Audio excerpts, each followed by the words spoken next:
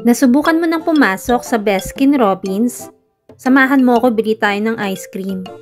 Walking distance lang ang store na to sa amin, sobrang lapit lang. Baskin-Robbins. Yan ang pronunciation ng mga Korean dito. At ang layo nito sa bahay ay mga 5 minutes away lang.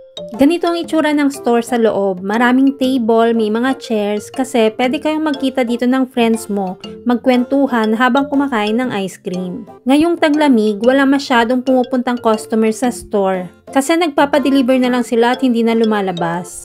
Dito tayo o-order sa pink machine at dito na rin tayo magbabayad. Di na masyadong uso rito yung sa counter ka mismo o-order. Lahat masyado ng high-tech dito. Pili ka muna kung kajugagi or mokukagi. Yung 320 grams lang ang bibilihin natin na pwede kang pumili ng 3 flavor. Then tatanungin ka ng machine kung ilang minuto na tagal ng dry ice ang need mo at spoon. Kung tulad ko na 5 minutes away ka lang naman sa bahay, okay na ang 10 minutes lang. Dito po may pili na tayo ng 3 flavor na gusto natin. Ang pinaka-paborito ko sa lahat ay itong Omanun Wegein. Then click mo lang yung Sontek Walyo.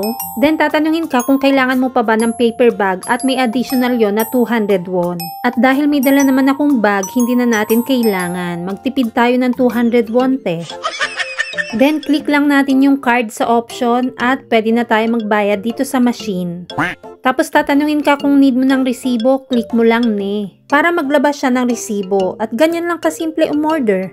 Tandaan mo na lang din yung order number mo at nakasulat din yan sa resibo. Kasi yan ang tatawagan nila mamaya pag okay na ang order natin. Pwede kang umupo muna saglit habang nag-aantay or ipakita ko sa inyo yung iba't ibang flavor ng ice cream.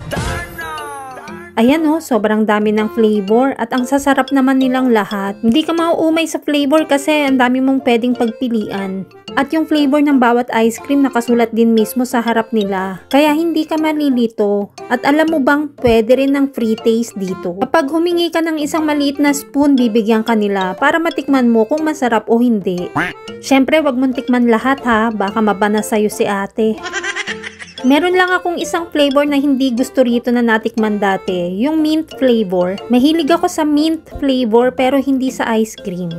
O ayan, pinakita ko na sa inyo lahat ng flavor na available dito sa Baskin-Robbins. At bukod dito sa mga ice cream cone at ice cream cup, pwede ka rin bumili rito ng mga ice cream cake gaya nito. Lagi silang may mga magagandang designs ng ice cream cake dito. Perfect ito sa may mga birthdays o kaya holidays. Katulad mismo ng mga to, pang Christmas. Teka, pansin ko para na ako nagpo-promote ng Baskin-Robbins nito ah. Samantalang hindi naman ito sponsored. Ang cute talaga ng mga cake nila oh, tingnan nyo. Then meron na rin silang mga candles dito na pwede nyong bilhin para sa cake. Mag-additional ka na lang ng konti para dyan. At kung in case naman gusto mong dito kakakain, syempre ligpit mo ang sarili mong kalat. Ayan no, nakasulat na kung saan may ilalagay yung spoon, straw, etc. Nandito na yung order natin, uwi na tayo kasi ang lamig dito sa labas. Pakita ko sa inyo yung ice cream na binili natin. 3 spoon yung nilagay natin sa machine kanina nung umorder tayo kaya 3 rin ang meron. Then, heto na yung ating 320 grams na ice cream. Ganyan lang siya kalaki pero napakarami na niyan kung 3 kayong kakain. At heto yung 3 flavor na pinili natin. O, diba? Tikman mo na rin ang ice cream sa Baskin-Robbins. Kung gusto mo pa ng mga ganitong kwento, huwag mong kalimutang i-like and share ang video ko. O siya, sa susunod na kwentuhan ulit. Annyeong!